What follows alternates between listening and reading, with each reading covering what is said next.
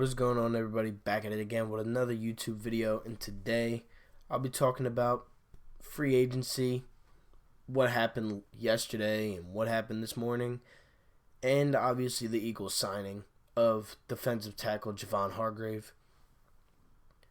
Now, when Howie did make the move, I didn't know who Javon Hargrave was. I had never heard of him before, but he's a 27-year-old defensive tackle, and that's why I didn't really understand the move at first, was because he was a defensive tackle, and we already had Malik Jackson coming back from injury, and obviously we have Fletcher Cox. So,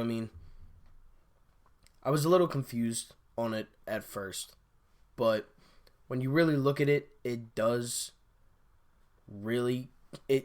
help a little bit, because he can also play the edge, like Brandon Graham, and he can play the edge, so it helps. He's a defensive tackle. He's 27 years old, and the Eagles signed him to a 3-year, $39 million deal.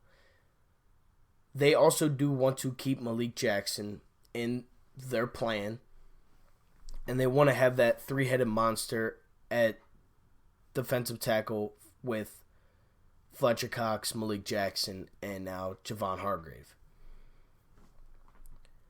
I think the real reason I'm not too mad about this trade or this signing is because, in 2017, the defense was great. They were obviously Carson Wentz was amazing all year, and then Nick Foles took over in the playoffs, but the defense really is what made the Eagles who they were. They beat games just off of defense alone sometimes.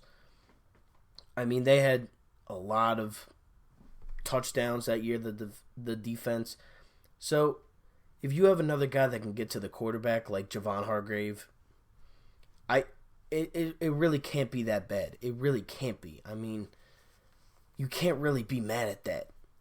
It's a little bit of a high price for another defensive tackle, and you already have two of them, but I'm really feeling a big splash from Howie this offseason.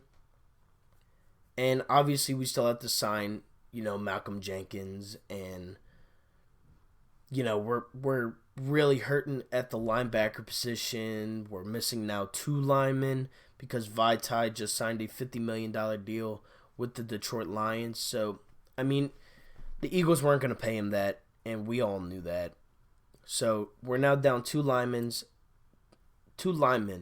and they did say that they were going to try to put Jordan Maeda and Matt Pryor, to see what happens with them. They were going to test both of them out during workouts, obviously, whenever that may be, because at this point, who really knows what's going to happen with sports, when they come back and when, everything like that occurs, and who knows. But right now, the Eagles really have only made 2 moves. They signed Javon Hargrave. That was the only signing, and then they re-signed Nate Sudfeld to a 1-year deal. But around the division, now that is what really has been hit. So, Dallas yesterday franchise tagged Dak Prescott. So, they had to make a move. They had to figure out a way to sign Amari Cooper. Amari Cooper intends to re-sign with Dallas on a 5-year, $100 million deal. So, he's making $20 a year. All right? Randall Cobb leaves Dallas and goes to Houston on a 3-year, $9 million per year thing. I think it's 3 years, $27 million. He goes to Houston. Byron Jones leaves Dallas. And, there was a lot of speculation on the Eagles and the Raiders were the last 2 teams in the race, in the bid for Byron Jones. Well, that's obviously not the case, because he signed with the Miami Dolphins on a record deal. He signed 5 years, $85 million. He becomes the highest paid NFL quarterback right now. And I'm not too mad about that. I mean, obviously, it sucks that our cornerbacks are obviously hurting, and, our secondary, if we lose Malcolm and if we lose McLeod, obviously that's going to kill us in the long run. And the Eagles really need to resign Malcolm Jenkins. I mean, he's a leader on and off the field. He plays he's played the last 2 years without missing a snap. I mean, he means so much to this team that at this point, you got to give him the money that he deserves. He's done so much for this team, and he's done so much for, just Philly in general, that you just got to give him the money. Pick up his option and give him more. That's my take on Malcolm Jenkins. Because if you lose Malcolm Jenkins, I mean, your secondary becomes awful. It would be bad. It would be bad. And we do have some good receivers in this division. Terry McLaurin, Amari Cooper, Sterling Shepard. Those are guys that are better than what our cornerbacks are capable of handling. And, we also don't know what's going to happen with Alshon. So if we can find a way to trade Alshon, it would definitely free up some cap for the re-signing of Malcolm Jenkins or a signing of a linebacker or somebody like that. So that's kind of what happened with Dallas yesterday. They lose 2 players. They franchise tag Dak, and they sign Amari Cooper to a $100 million deal over the course of 5 years. The Giants made some moves on the defensive side. Blake Martinez signs with the Giants for 3 years. And, I have a friend that is a Packers fan. And watching the Packers play, Blake Martinez is a big piece of that Packers defense. And it would have been great to have him as a linebacker for the Eagles, especially because who's our linebackers right now? Camu Grugier-Hill literally put on an Instagram post yesterday that he was basically leaving Philadelphia. And he's probably going to get money somewhere else. And again, you can't really blame him for that. He has a Super Bowl. What else does he need from the city? Now it's his job to get paid. It's his job to secure a life for after football. So I can't really blame, Vitae and, Grugier-Hill for leaving. I can't. They did their justice here. They won a Super Bowl. They brought a Super Bowl to Philadelphia. I mean, you really can't be mad at that. James Bradbury also signed with the Giants, and he would have been a good choice for the Eagles to sign because he's a younger cornerback, and he's up and coming. He had a very good season last year, and it would have been a good signing for the Eagles if they would have made that move. Now,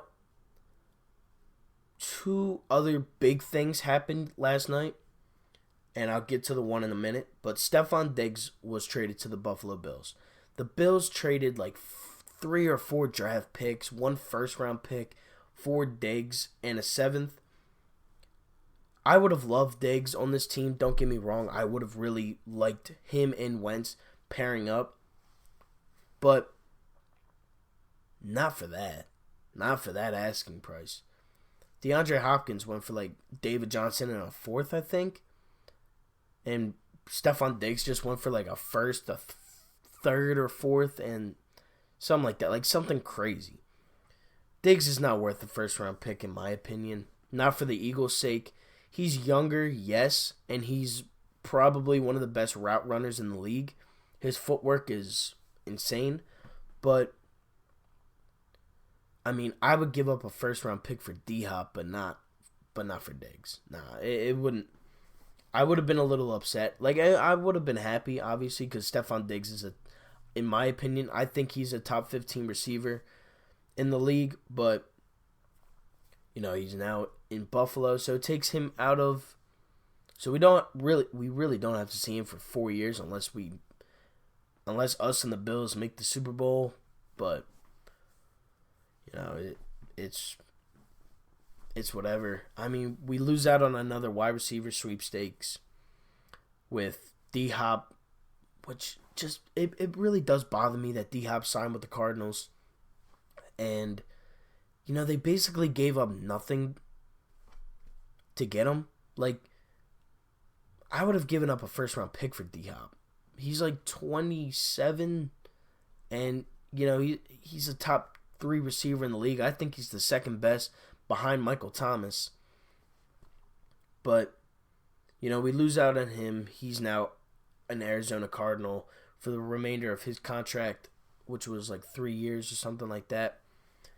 Now, the biggest news probably in football over the course of the last, basically since the Super Bowl. Tom Brady states that he will no longer be a New England Patriot. He said it today on an Instagram post, and he basically said that he was not returning to New England, and he has already been offered $30 million a year, contracts from the LA Chargers and the Tampa Bay Buccaneers. Tom Brady's the greatest quarterback of all time. I have major respect for Brady. He is a winner, and obviously the Eagles beat him in the Super Bowl and everything, but there's no doubt he is the greatest quarterback of all time. And if I was a Patriots fan, you really can't be mad at Brady for leaving. He's, 1, going to a nicer area. 2, he's getting paid something that you would have never given him. There's no way that they give Brady $30 million a year. It's just not. He's going to go to 2 cities where they don't win. The Chargers don't win, ever. And neither do the Bucs. The Bucs have been pretty mediocre since, 2005? 3, 5, whatever it was, when they won the Super Bowl. But they've been, pretty mediocre. And they also have offensive weapons that Brady wouldn't have had in New England. Keenan Allen, Austin Eckler, Hunter Henry. That's who he has over in L.A. And then Mike Evans, I think, is a top 5, top 6 receiver in the league. He's a consistent 1,000-yard receiver. And to go from Jameis Winston to now Tom Brady, they could break records even at the age that Brady is. And who wouldn't want to see a matchup against, it would be Brady versus Breeze and Brady versus Matt Ryan 2 times a year? You're going to tell me you wouldn't want to see that? Mike Thomas and Drew Brees versus Tom Brady and Mike Evans? That's something we only wished we could see. Obviously there's Green Bay that could get thrown in the mix. We could see more NFC rivalries that we didn't see with Brady throughout his career. Because it was always Brady versus Manning. It was always Brady versus Peyton. Brady versus Roethlisberger. It was always that. Then it would have been Brady versus Mahomes, but obviously he's now leaving. Unless if he goes to LA, and then it's Brady versus Mahomes 2 times a year. So you obviously have good matchups wherever Tom Brady decides to go. And I think it's good for the NFL, but he really doesn't have anything left to prove. If he wins, it just goes to show that he actually is the greatest player of all time, and he didn't need a coach to do it. But if he doesn't win, he's still the greatest player of all time. He has 6 championships and 9 appearances. He's the greatest. Whether you like it or not, he is the greatest. But, that's kind of the... the Dolphins kind of make some other moves. They signed Kyle Vanoy for 4 years, $56 million, something like that. I don't know. It's a bunch of numbers. I'm not really good with numbers, but yeah, that's really it for this video. The Eagles signed defensive tackle Javon Hargrave. He's a 27-year-old, and we signed him for a 3-year, $39 million deal. They do plan on keeping Malik Jackson and Fletcher Cox in the mix. Throughout the division, Amari Cooper stays with Dallas on a 5-year, $100 million deal. Randall Cobb leaves Dallas and goes to the Texans. Blake Martinez signs with the Giants. Byron Jones leaves Dallas and goes to Miami on a record deal. The Eagles lose out on another sweepstakes with a big-name player. Big V, Vitae, heads to Detroit on a $50 million deal. Cam Grugier-Hill and Corey Clement were both kind of unrestricted. They are both now unrestricted free agents come Wednesday. And James Bradbury signs with the Giants. Around the NFL, Stephon Diggs was traded to the Buffalo Bills. DeAndre Hopkins was traded to the Arizona Cardinals for David Johnson and a 4th-round pick. And Tom Brady will no longer be in New England. He will choose either LA or Tampa Bay. Thank you all for watching. I'll probably be back tomorrow with more free agency news because this is really the only thing that's going on around the sports world. So thank you all for watching. Like, share, comment, subscribe. We are 7 subscribers away from 200. So keep telling your friends, keep telling your family, keep telling everybody. I appreciate all the support. Thank you all for watching. I'm out. Peace.